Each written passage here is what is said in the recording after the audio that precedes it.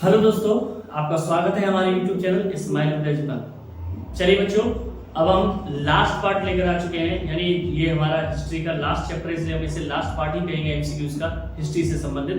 तो हम स्टार्ट करते हैं अपना पहला क्वेश्चन, जो है मुद्रण संस्कृति का प्रारंभ या मुद्रण का प्रारंभ सबसे पहले किस देश में हुआ?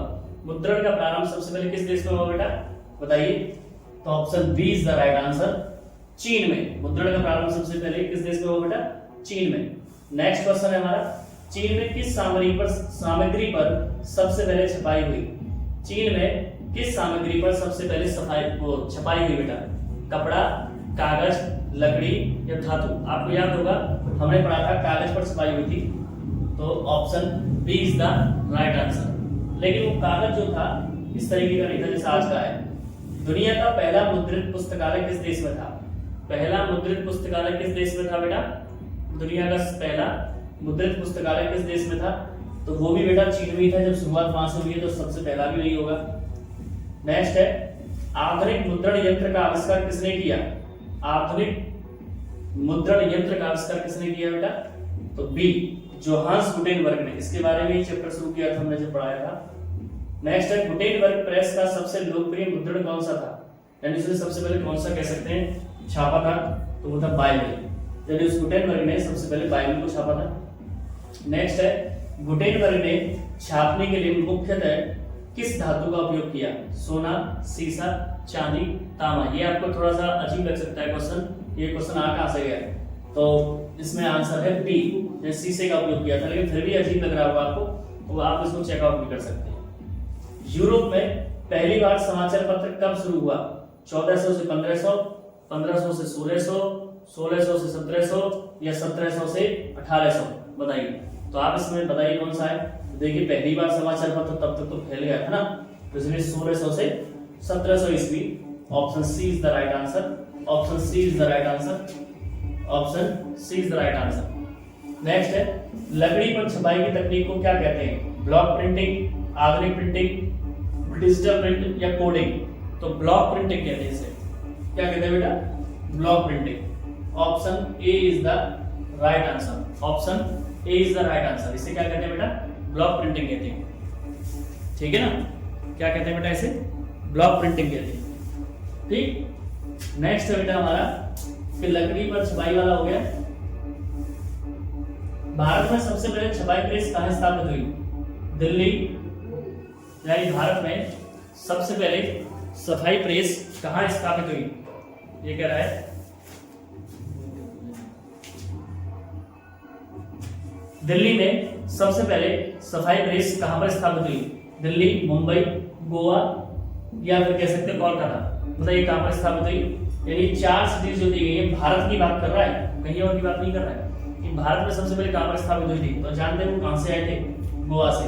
तो option C is the right answer. Option C is the right answer. Next है, भारत में छपाई प्रेस कौन लाए थे? पुर्तगाली, फ्रांसीसी, अंग्रेज या डच? कौन लाए थे बेटा? तो आप जानते हैं पोर्टुगीज आए थे। इसको आप जानते हो, वैसे भी हमने गोवा वाले चैप्टर में पढ़ाए हैं इसमें। भारत में पहली बार मुद्रित पुस्तक किस भाषा में छपी? हिंदी, संस्कृत, तमिल या मराठी? किस भाषा में छपी थी बेटा? तो तमिल भाषा में छपी थी। Option C is the right answer. Next है बेटा, औपनिवेशिक काल में छपाई का प्रसार किसके कारण तेजी से हुआ? स्कूल, धार्मिक ग्रंथ, अंग्रेजी शिक्षा या ईसाई मिशनरियों? औपनिवेशिक काल छपाई का जो फैला है, ये सारा काम प्रसार जो फैला, वो किसकी वजह से फैला?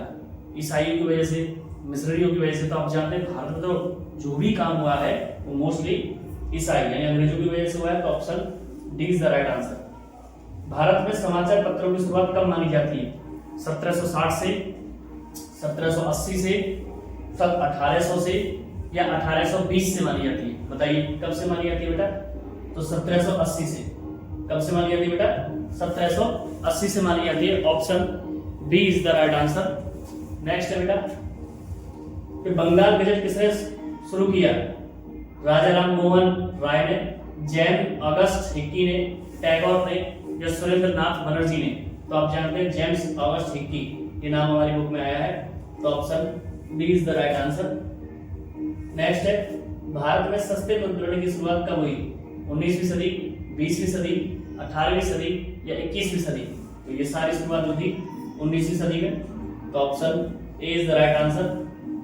नेक्स्ट है बेटा, छपाई संस्कृति के कारण सबसे अधिक किसका विकास हुआ?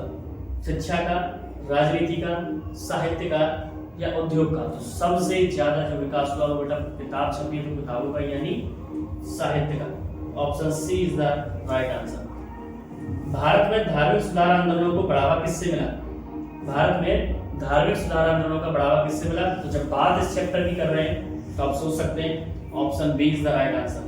Option B is the right answer. Next है बेटा हमारा 19वीं सदी में भारत में किस प्रकार की पुस्तकें सबसे अधिक बिकी? 19वीं सदी में भारत में सबसे अधिक किस प्रकार की पुस्तकें बिकी? विज्ञान की, धर्म की, राजनीति की, कहानियों की। देखिए ये चीज बड़े हिसाब से बताई गई है इसमें, ठीक है।